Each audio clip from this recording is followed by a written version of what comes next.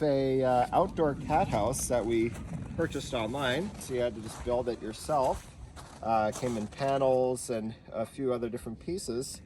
Now, I had read a few reviews saying that although it's advertised as an outdoor cat house, that it wasn't all that weather resistant.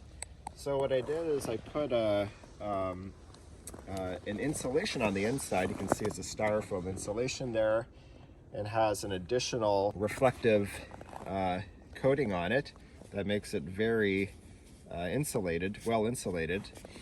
And then on the exterior, since I figured that was going to be taking some beating from rain, I put a polyurethane coating on it, just brushed it on. The whole side, yeah, the whole exterior of this. I also took a clear caulking and did all spaces in between the wood, anywhere where water can infiltrate. And so far, I'd have to say, after quite a few rainy days and pretty wet winter, this thing has held up really well. It's perfectly dry inside. I just reinforced the doors a little bit more, made them a little better sealed. And as you can see in here, I have as padding for the cat, old wool sweater. And under that, it's actually a pet heating pad. So even on the coldest of days with the body temperature of the cat and the heating pad, it actually stays pretty warm in there. And there's the cord leading to the house. Yeah, it goes right under the snow. And now, so you taped up the holes, right, for this cute little paw print cutout. Yeah, there was a little air hole in here, but I figure it's so cold, there'll be plenty of air getting in as is. So put a bit of clear tape over that, and I just gave another little seal just to kind of really make that airtight, just so there wouldn't be any breeze near his head or body when he's sleeping on his heating pad. And actually used a real duct tape in all the corners. Yeah, and all the corners were of the house where the insulation meets. So great, a little awning. So we're going to add an extra layer of clear vinyl as a kind of door flap. So as you can see, we made it, made some cuts so that Kitty can go in easily, because he's still kind of hesitant to go into places that's blocked off. Yeah. So he likes to know that he can get in and out quickly. Yeah, and that there's not another animal in there. Right. Another kitty. But there's a lot of cold air getting through that one layer, so we're going to add another layer just out of an old... it's like pillow packaging. So now we just have to plop the roof back on. Yeah, it's actually a real shingle roof. Nice.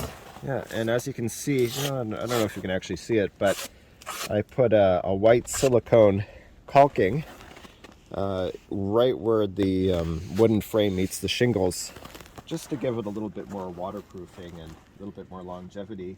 Also did the polyurethane coating on all the exposed wood parts, and already it looks really good. Let's take a look at the underside. Yeah, no water damage there. This thing is actually held up really well.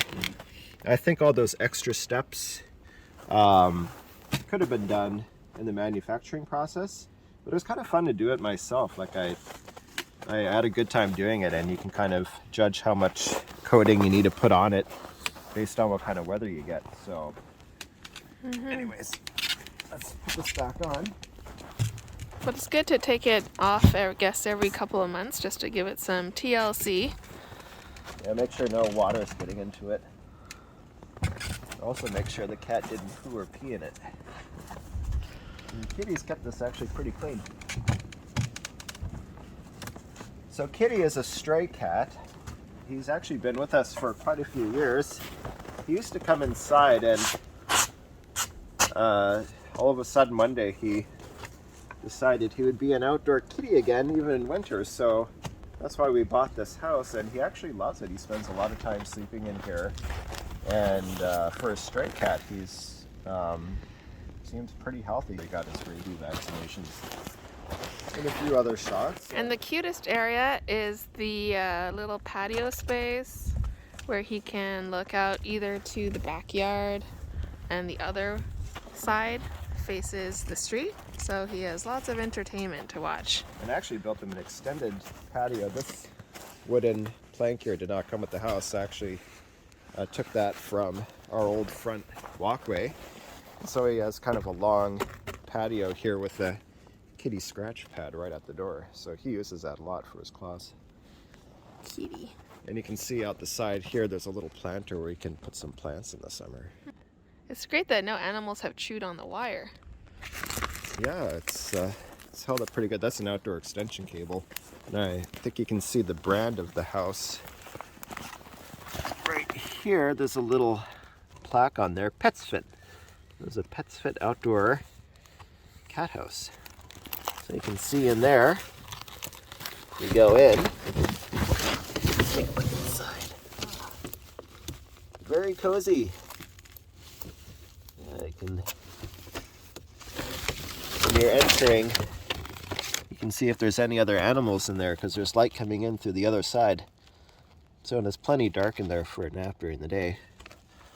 There's a little awning over the front door which keeps a little snow out of it. These little star ornaments actually came with the house. I had to install them. I'm not sure what they're for, but they're kind of decorative. And again, I put a lot of silicone, clear silicone sealant in between these slats here because I figured if water did get in there, this would be the likeliest place it would pool.